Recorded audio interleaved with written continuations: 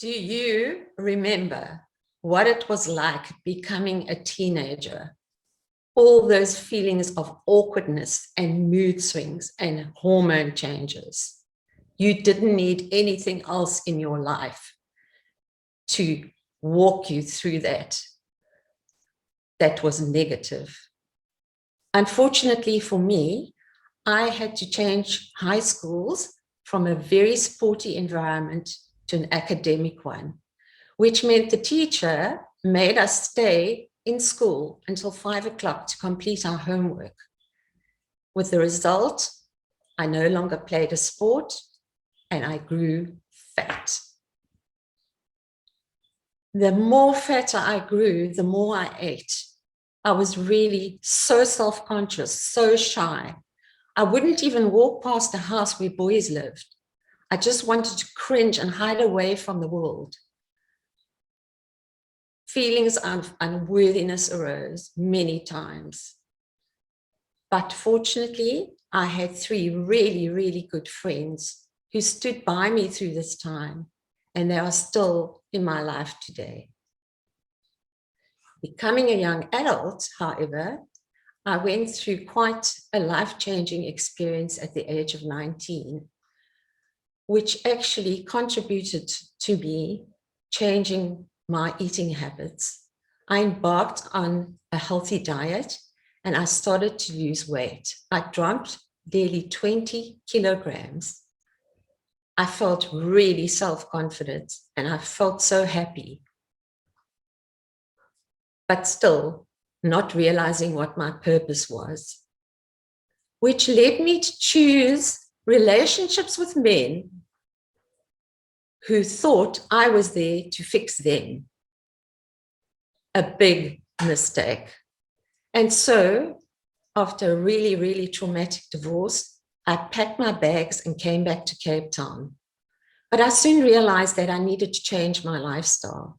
It was not my problem or my responsibility to look after other people who thought nothing of themselves. So I decided to take myself overseas for 4 months.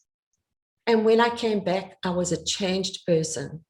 I had the most awesome adventures, and I didn't want to be what I was before I left. And so I changed my career path. I hung around with like-minded people, and I decided to make a list of what I did not want in a relationship with a man. During this time, I met my loving husband. We've been married for 28 years, and he is my soulmate and my best friend. And he loves me for who I am. We held many conversations about our dreams, desires, aspirations, and that word arose again. What is your purpose? Heck, I didn't know. I used to cry. It frustrated me so. I just didn't know. Fortunately for me, a window of opportunity arose when I was working for a corporate company and I was on their committee for their CSI initiative. We were given a challenge to go and find an NPO who we thought deserved a financial donation. Off we went into one of the townships in Cape Town, and we arrived at the most wonderful orphanage. There we were greeted by a big, big mama who came and embraced me. And it was like a light had been switched on for me. Here I was trying to help her, and she was making me feel like I was an angel. She took us into her home, and we met all these beautiful children from so big to 18 years of age. We spent the whole afternoon there.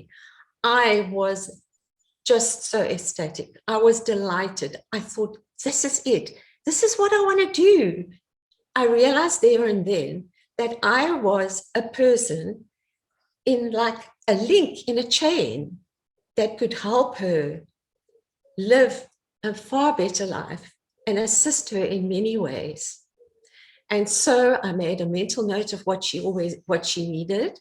And I went home and I was so ecstatic, and I went back to visit her 6, 7, 8 times, each time taking with me a person that was already in my life that I realized could be the most wonderful connection for her. We helped her along for many years, even changing the lives of 2 of her children. So that was my purpose. It made me happy. It made me ecstatic. It has enriched my life. To this day, I'm still involved in these kind of outreach programs. I'm living for what I was made to do. So each of us has a special gift. And I challenge you today, find your purpose. Your life will change. Opportunities will come your way to make someone else more happy, to live a life of happiness, joyfulness.